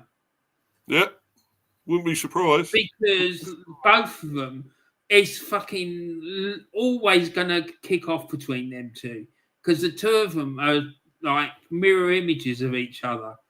It's like Keane and Ferguson. That was always going to kick off. Because they're fucking mirror images of each other. Both of them are really volatile. Both of them are like really aggressive. So it was always going to happen. And White and Arteta are mirror images of each other as well. They're both like massively arrogant, massive egos, like complete and utter wankers. And there was always going to be a clash, and I reckon they've had a clash. And Arteta said to him, "You're out the team. You're not playing until you apologise." Exactly. I agree. I agree totally. I think you're right there, Warren. I really do. It's you conspiracies again. you do that stream, didn't you, with the conspiracies and everything? But I think you're right about all this. I really do. I think you're spot on. It's really easy to just brush off questions about why someone's not playing if you turn around and say, yeah, he's injured. Now, I've heard stories about Kieran Tierney. And the way that man, what I've heard about that man and why he's been treated is fucking disgraceful. I wouldn't treat a dog like the way he's been treated. Right. Apparently, his best friend committed suicide or something. Right. And it really messed up Kieran Tierney. He was really down, which is understandable. Of course it is, yeah. When never lifted a fucking finger to help the man. In fact, he fucking ostracised him over it and excluded him. Right? There's a documentary on Sky about Kieran Tierney. Right, talking about when he's on loan at Real Sociedad, and this clip that is telling, right? He turns around and speaks about, about people phoning each other, keeping in contact with them, asking how they are. And I'm thinking, are you having a go at Arteta? After I heard all this stuff, I was thinking, he's fucking having a pop at Arteta. Right? And then I heard Brendan Rodgers talking about the situation with Kieran Tierney and the competition between him and Alexander Zinchenko, and he said, all you want is it to be a fair fight. Mm. Do you know what I mean? And that, the thing with Brendan is that he never says anything without like something being behind it. Yeah. Do you know what I mean? He's a master of mind games, and I think he fucking said that for a reason. Do you know what I mean? And then there was, you know, all this business about what happened with the Celtic Foundation. I mean, obviously, Kieran Tierney's a massive Celtic fan. He has been since he was a kid. Yeah, right? yeah. He was in London. There was a meeting in London of the foundation, and Kieran Tierney went along, and Brendan Rodgers was at the meeting as well. And there's photographs out there of him and Brendan sitting chatting for ages and ages. So I can imagine Brendan was going, "Yeah, come on, Kieran, let's stop this nonsense now. It's time to come home." Yeah. Do you know what I mean? But like that comment that Kieran made about making sure that you know, keep in contact with people, make sure that they're okay, and checking in on people. And I'm just sitting there thinking, is that a fucking dig at Arteta? Because the way that man has been fucking isolated out the team is shocking. It is. Why? It's terrible. Do you know what I mean? All right. I know that Kieran doesn't like playing as an inverted left back. He just wants to keep bomb down the left-hand side. And blame him. That's what he does. It's his position. He's a left back. So let him play left back. Exactly. Do you know what I mean? Like, his fucking job. Yeah. Exactly. He just wants to go and do his job, right? But this business are like just like not playing him all the time. It's shocking. Yeah, big up, by the way. Big up to Rich there in the chat. Cheers for coming in, brother. Yeah, you playing today? Are United, I think? Is it today? Yeah. I believe they're playing. They're playing. Who are they playing? Oh, shit. I've forgotten now. I know Spurs. No, Man City are playing Ipswich, and United are playing. Are they playing? Not playing Spurs, are they? They're playing Spurs? No, I don't think they're playing Spurs. It is an easy game, but I don't think it's an easy game, yeah, Spurs, yeah, definitely. Whoever's got them should win. No. Oh, they're playing Everton away, and they're Tottenham, and they're losing 2-0. Yes. Oh, yes. That's the result. Man United are drawing 1-1 with Brighton. Oh, Brighton. Yeah. Brighton. Forest are winning 3-0 against Southampton. Oh, Forest, man. They're going to do something, aren't they, Forest? They're going to go second today if they win. Yeah, man. Yeah, they're above Arsenal and everything, aren't they? Oh, I think they are. No, they won't, because the goal difference is way. Oh, right. Yeah, their goal difference is plus 13. Ours is plus 22. So that's not going to happen. They'd have to score another 10 to go above us. That's not going to happen. But they'll be level on points with us. Yeah, the way that they're playing at the minute, that's not going to last. Yeah. But they have done amazing, haven't they, Forest? I hope they get European qualification or something like that, you know. They deserve it, I think. They do. And Ipswich playing Man City today. Yeah, what's that's R4, isn't it? Is it R4? Yeah. Come on, Ipswich. I'd love Ipswich to do something there, you know. I really would. I've had lots of trouble with Ipswich. I went with my mate to watch them play Norwich, because I've got this thing about going to see local derbies. Right? I've been, obviously, North London derby, Glasgow derby, Merseyside derby. I went to the 1985 FA Cup final in the Liverpool end, right? supporting that. Yeah. Right. I've got this thing about going to derbies. I went to see Norwich play Ipswich once at Portman Road. Fucking hell. Best atmosphere, isn't it? The derbies. Yeah, it is. It's quality. I love it. Do you know what I mean? I really got into it. And we were walking, and we parked the car up, and then we walked along the road, and we've got police escort. They were all the other side of the road, giving it the big un and shouting and hollering, throwing stuff, and like a few people got arrested and carted off and whatnot. And the thing that sticks in my mind, Mr. B, we was coming home on, I think we was even on the M25, and we stopped at the services to get some food. And we paid for the petrol and then went to go out. And this Ipswich fan turned around to me and my mate, and he just said, "Yeah, I hope you fucking have an accident and die, you cunts." Oh, no. I thought, okay, fair enough. It's a bit fucking harsh, isn't it? Yeah, that is a bit. Just a bit, yeah. You know what I mean? I'm like, he's fucking lucky I wasn't in a really foul mood. And I psycho because it was him on his own, and me and I'm a big fella, right? And my mate is as well. We would have fucking battered the bloke. Yeah, man. Yeah. But you done crazy, didn't you? Huh? Done a crazy on him. But I'm not a violent, aggressive person. I'm not. I'm not. I know I shout a lot and whatnot, but I'm not violent. No. Do you know what I mean? And like that fella.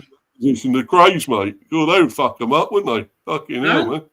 The Craze would fuck them up. I remember the game. They won 5-0, right? Yeah. Every time they fucking scored, they were running out of their home end, which was behind one of the goals, and running on the pitch. There was every time it happened, there was about 30 or 40 of them.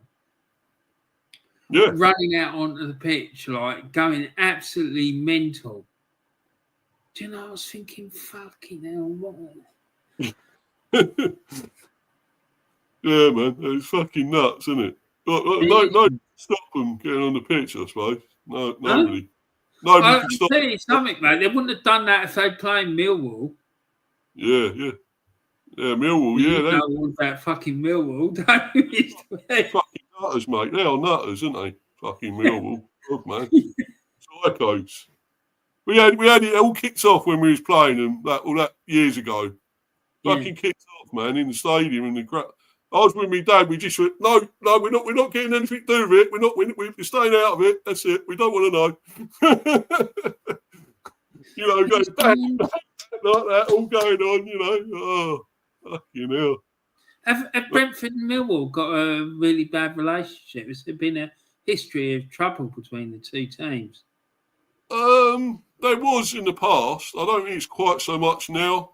We had a lot of shit with them in the past, and a lot of it was to do with we got some of their players. We got Hurlock and all that. You remember Terry Hurlock and whatever. A lot of it was down to that. They didn't like the fact we got in and things like that, and they were fucking, you got our fucking player, you bastards, and all that, you know, all that. And I thought, oh, fuck off, you know. So what? You know, it happens, man. You know, you see, Sol Campbell went to Arsenal from Spurs. I was watching the show about that earlier, and you know, he was sort of ostracised for doing that, wasn't he? Sol Campbell leaving Spurs to go to Arsenal, and I thought, well, yeah, but it happens, man. I mean, nowadays they're mercenaries; they don't give a shit now. They go for the money, so it happens more frequently now. I mean, back in the day, that wasn't thought of, was it? You leave rivals to go to your other rival. I mean, you leave your team to go to the rivals, neighbours. You know, that wasn't heard of, was it? No. I remember when it happened with Mo Johnston, right? And that was fucking, oh my God, that was mental. It still gets fucking people's blood boiling when you talk about it, right? Now, the thing was with that, he went to France for a season, right? And he come back and he was going to sign for Celtic. It was almost signed, sealed and delivered. Everyone thought the deal was done. He was coming. Next thing you know, he's at a press conference and being unveiled as a Rangers player, right? A girlfriend at the time, she was from Paisley, right? Yeah. Just outside of Glasgow. And she said to me, Warren, she said, doesn't surprise me. I said, what do you mean? She goes, the man is a wind-up merchant. He just loves winding people up. And she knew him. She said to me, I know him and I know a lot of people that know him, and he's a wind-up merchant. He just takes pleasure out of winding people up. So that's all it takes is one nutter. Yeah. Do you know what I mean? And he was a nutter. Do you know what I mean? But yeah, it's really bad when they move from one to the other like that. Especially the Scotties, mate. Yeah, they are fucking nuts, man. They are particularly between those two teams. Yeah. Do you know what I mean? Like the rivalry is really intense. It's all wrapped up in religion and fucking. Oh my god, it's horrific. Do you know what I mean? It really is. There you go. Exactly, mate. So yeah. So what's your thoughts about moving forward, Mr. B? Well, we got Palace next, so that's not going to be easy. They're going well, Palace. So I don't think it's going to be an easy game at all. I really don't. But I think we might get something out of it. It's possible.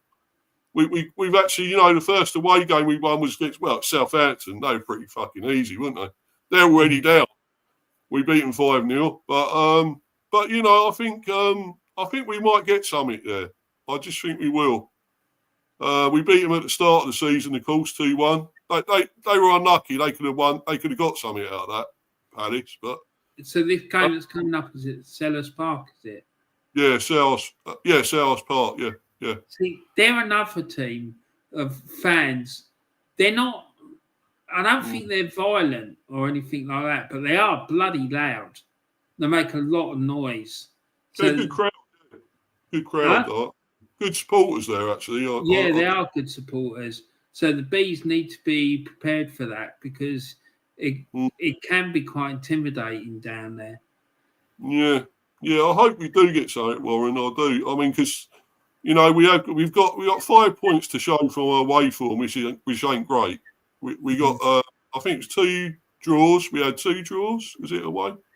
0-0 with Everton. I can't remember the other one though, but I'm sure we got 2 points before, and then we got 3 against Southampton. So, I hope we can do something there. I really do.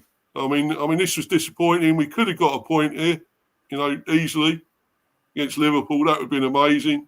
I would have loved that, but it weren't to be. Fucking Nunez, that bastard. How the fuck? He don't score against anyone else. He scores against us. Fucking 2 goals. Fuck off. You're not the one, Mr. V. Just pray and hope you never fucking play against a team with him and Kai Havertz playing together up front. Do that clip you done. You don't talk to me like that, you cunt. You fuck off, you cunt. Bloody crazy, isn't it? Yeah. Exactly. Yeah. Oh man, that is so funny. I love it, man. That one scene you sent me was fucking wild. I've seen the film about 3 times, and I just love that scene when they're in that bar and that they just fucking decimate all those blokes. The two of them. What's that you got there? He said, "It's a tool, you puff," and he goes, "No, it's a fucking rolling pin. What are you going to bake me a fucking cake? You think you're fanny fucking credit?" He goes, all that, all that business. Great. Honestly, it's a brilliant film. Anyone who hasn't seen it, just fucking do yourself a favour and watch it because I think it's really funny. Right? People will think, "What are you talking about?" It's a film about 2 of the most violent gangsters in British history, but it is. I find it fucking funny. Like the way fella's climbing up the fucking drain pipe to talk to his girlfriend and then get the scraps and have that meeting with that fucking the mafia from America, right? And they're sitting in there, and like he goes, yeah, you know, anytime you want to come to Philadelphia, he said, I'll sort you out, get you a nice Italian girl, spaghetti and meatballs. And he goes, I like boys. He's going on about his preferences. He said Italian boys or then another one, and he goes, I had Negro once. I'm not prejudiced. It makes me laugh whenever he's talking, Ronnie, and like someone says something and he ain't got a clue what they're talking about. He just goes, interesting. The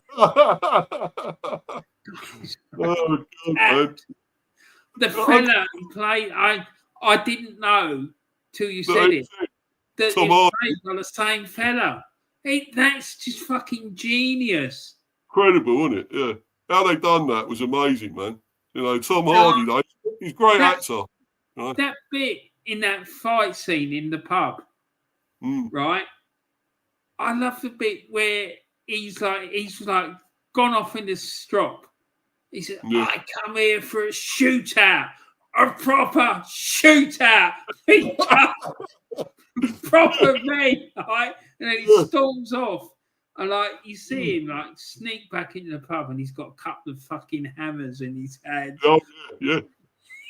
That was fucking it's obviously fucking the two of them had obviously planned it out, right? And said, right, we'll have tear up and you fucking kick off about a tear up with guns and whatnot.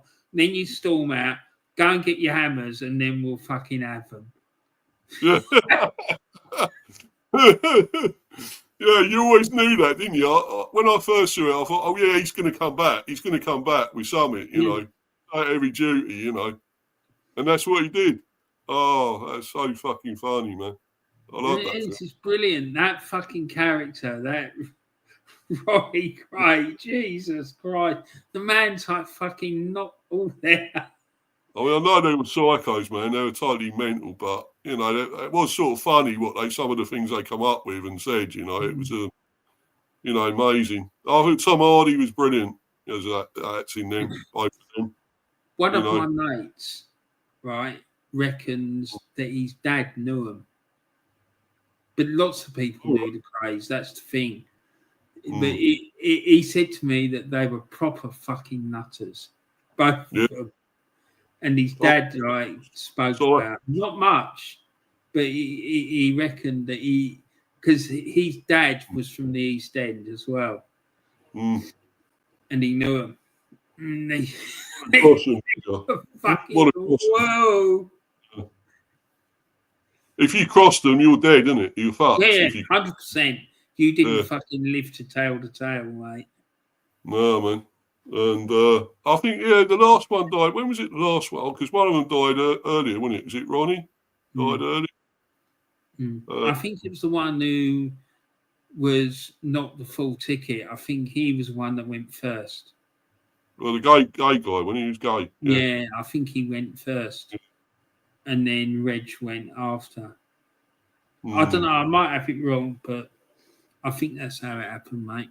They lived quite a while in prison, though. There was a long while in prison, but they did because you seen the film. They was in and out, weren't they? Pretty much out of prison all the fucking time, you know. And you see, his brother was in there, and he passed his brother coming in. He said, "Oh, brother." Exactly. Yeah, man. Oh God. And I like that thing where he duffed up that guard. He kicked the shit out of the guard, didn't he? And all that. He asked for some water, and the guard went and got him some water, and he's fucking come back, and the guard didn't keep a careful eye on him. The next thing you know, fucking Reggie's fucking handcuffed him to the cell, and then started battering him. I know. You just couldn't do that. I mean, he was winding him up, though, and he was fucking goading him, the guard. So I'm not surprised he'd done that. Oh man, that was great. I love the Craze as well with the Kemp brothers. That's a great one as well. Yeah, I can't remember much of it. I remember watching it, but because they were like doing what I think one of them used to get in the ring, didn't they? They portrayed him as like boxing and stuff like that. But yeah, what was the boxer? I think it was the gay guy. Gay, was it Ronnie? Was the boxer? really, I don't know. But I remember the film. There was scenes in there of him one of them in the ring. Mm. Yeah, one of them was a boxer, but yeah, it's really great films. I'm going to do one about those films someday. I'm going to do a stream, movie streams and whatever. Another channel, mate. Mr. B talks films. Yeah, man. Yeah, yeah. I'll be like another Barry Norman, wouldn't I? Doing about the movies. Yeah, exactly. Oh, that'd be brilliant, mate. Listen, Mr. B, I'm gonna have to go, mate, because I want to watch the football. Yeah, no, it's been going on still, isn't it? Is it half time now? Some of them or second half? Yeah, it is. We've been going nearly 2 hours, mate. Did you know? Yeah, I kind of guessed that, but yeah, I was going to say it's now called Mr. B Talks fucking Arsenal and everything else, isn't it? That's what it's going to be called. Bloody channel. Yeah, weekend football review. Yeah, sorry, mate, I got you fucking sidetracked off. Talk about the Craze. The bees. But we did have a good chat about the bees, though, didn't we? Oh yeah. Of course we did. There's a lot to do, though, man. There's a lot to do at the bees, I'm afraid, and I don't know what's going to happen now. We're going to get one or two in, hopefully. Get rid of. I don't think you'll ever get rid of Flecken, unfortunately. I don't think it's going to happen. That is the major concern for me. If I was managing that team, I'd be wanting to get rid of him. I think you should bring in that fella that played against Plymouth. Valdemarson, yeah. He looked decent to me, mate. I know he's only playing against a team that's bottom of the championship, but he did look decent. Maybe if he plays against higher quality opposition, he might get exposed a bit more. But there's something happening in that game, right? I didn't notice it before, right? But I watched it again. You know, Johan Visser, he didn't go to the player that scored, Whittaker. He didn't challenge him. He fucking stayed there. He stood there and watched him, and he went past him and he shot and scored. All the other players going like that to him. What did you do? What did you doing? Why didn't you go to him? And he went down in my fucking estimation for that, Visser. He should be dropped. Doing that. I'd drop him. So I know he's got goals. He's got loads of goals, but you cannot allow that to carry on. You can't do that. That is like, mate, that's like you need to be fined wages and dropped. Yeah, he just stood there. He was watching him, stood there, watching him, then go past. Fucking bastard. What an arsehole. No, it's not acceptable. He needs to be disciplined. I didn't know that till you said it, but that's shocking, right? But that Ruslev, I think I feel sort of a bit sorry for him because of the fact he's been played out of position. Do you know what I mean? And if he is struggling, to me, it's not a surprise that this is happening. Do you know? Because he's not a fucking right back. He's like, you know, he should be playing further up the pitch. He's doing a Thomas Partey, isn't he? Yeah, playing the right. This is what I'm talking about. You can't just suddenly shift players into positions they're not comfortable in playing and expect it to work. This is the problem, and I think they need to go out and get. Maybe he doesn't want to get a long-term replacement for Ruslev because at right back because he knows that Aaron Hickey's coming back.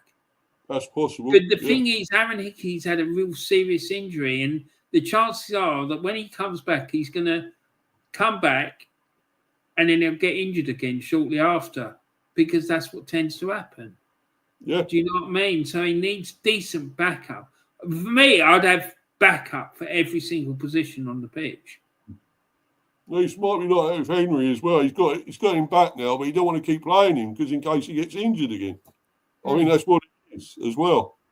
See, that's the problem when you start bringing players back when they're not properly ready to come back. In Do you that know way, what I mean? This is what happens. Yeah. So, and then you need That's another left back. Mm. Because the two centre backs, from what you say, they sound decent. Yeah, they are. They're pretty good. They're doing well. So I ain't got a problem with them. It's just those two left and right backs. And the left and the right back and the goalkeeper. It the needs to be addressed. Of course it does. Maybe they are looking for a left back after what I told you about, that they put a bid in for Kieran Tierney.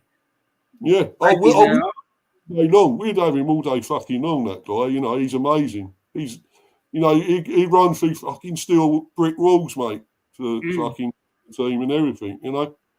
He's class. I'd take him all day long and fuck Arteta, you can fuck off. But Frank wouldn't treat him like that at all. He wouldn't do that. Wouldn't. No. I know he wouldn't. But the problem is that he's got his heart set on a move elsewhere. Yeah. But Brentford ain't the only ones who have come in for him. There's like a couple of other Premiership sides as well. But he wants to go home, and I understand it. Don't blame him. You know. But we would definitely have him. Definitely. We would. Anyway, I'll put your link in there, man. Thank you, Mr. B. Warren's been. Is that right? That is right, isn't it? Yeah. Thanks, buddy. So go and follow this guy. Fucking brilliant, you know. Great channel. Fantastic channel. I was on there last year. Done my Brentford bit.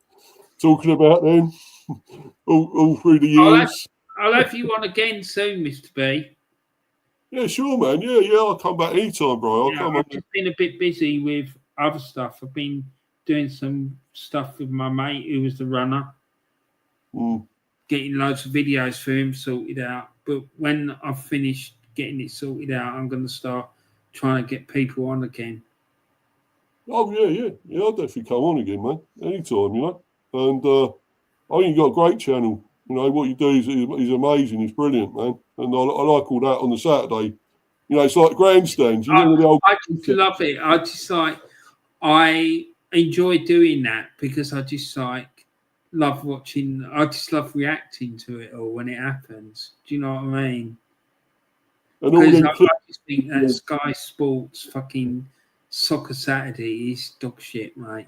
I used to like it when they had proper people on there. They had Phil Thompson and Matt Letizia, Charlie Nicholas, and all them. And I just thought it was really funny. Alan McInally and all that as well, yeah. Alan McInally and whatever. Yeah, I remember watching him. And they did it for a midweek, guys, for the Champions League, and they were playing. Celtic were playing away against Juventus, and he was like doing the Celtic game, and he was getting really animated because he used to play at Celtic. And it's football night, and it's the Celtic that I'm playing. Really like up for it. It was brilliant. It was quality, man. Oh, I'd love to have seen that, but and was it Chris Kamara when they used to have him on? Oh, that was so funny. Chris Kamara's wild. Like that bit when he was at the match, right? Yeah. And like someone had got sent off, and he was going, "What? What's that?" He's like counting the players. And he goes, "Yeah, someone has been sent off. I've got no idea who it is." Yes, Cammy, someone's been sent off. Didn't you see it? He goes, I didn't see it, Jeff. I didn't see it. He goes, like, brilliant. Absolute quality. So how many's on there? The way now, he's dog shit, mate. Yeah. You know what, man? I just don't like it. It's just like, it's not good. Not the same now. Nowhere near. No. I hate it when they change it. What, it ain't broke, why try and fix it? That's what I want to know. But Exactly. Murphy's still on there. He's still on there, but it's still not the same. Still not the same. But thanks for coming in today, Warren. Brilliant, man. I've got. Right, mate. I will anytime I can. I will. I'll always try and support you, mate. You know that. Welcome, always. So, and sorry, my throat's going again. Now it's probably that shouting I'm doing with bloody Brentford and that. But I think we should stop, mate, so you can go and rest here. yeah, I want to go out and check some other teams that are doing well, probably better than us, really. But but no, it was a shame about yesterday. But it's happened, and that's it. We could have had a point. We move on to Palace now. So let's hope. Do you want to shout your channel out, bro, before you go? It's Warren's Team Talk on YouTube. You can also find me on Instagram, and I'm on X as well. I'm going to be doing a show next week with Kyle Walsh and Del Boy, and we're going to be talking about Mikel Arteta's 5 years at Arsenal. I'm not sure what date that's coming out yet, but it will be hopefully one day next week. We're recording it on Monday night, so it will be. I think it's going to be really explosive. Yeah, there's a lot to talk about. With those guys on it, it will be, won't it? With Del and Carl. Oh, yeah. Explode, mate. Exploding. They're erupting, mate. And you as well. You're the same, innit? You'll be erupting as well. So yeah, we'll be erupting because there's a lot to erupt about. Oh, there is, man. Oh, fucking hell. But yeah, but anyway, guys, we've got plenty more to come. I've got a cricket one coming on Monday. Hopefully the women can win a game and get fucking 2 points on Monday, because that was a shit show, the ODI. So 6 points down, 6 down against the Aussies. Come on, England. Come on, the women. Come on. And then the men on the Wednesday playing India, of course, in that as well, T20. So I'll be doing all that, covering all that as well on next Wednesday. Well, this Wednesday, I should say. But there's plenty to come. I'm doing the Buzz tomorrow. Of course, I'm doing that one tomorrow. Probably about 5 or 6, something like that. Manny might be on. He usually comes on for that. So, and he'll probably do the cricket one as well. But yeah, it's great, guys. Thanks for everyone that's been in the live chat. To Warren, of course, coming on. And, of course, Jordan earlier, Liverpool fan. Fucking hate him, but never mind. He came on. And You Never Walk Alone, Rich United, and everyone else. And thanks for your support. Follow me on Insta at Mr. B for Life 182 and Mr. B Chat, Mr. B Hyper Football Chat, and Mr. B Chats England Cricket. But anyway, guys, I'm going to go and watch some football. So all enjoy your weekend. Have a good Sunday evening and everything else that's coming up. And until the next time, we are out of here. We're bouncing. Cheers, guys. Thanks, everyone. Bye. Thanks very much, people.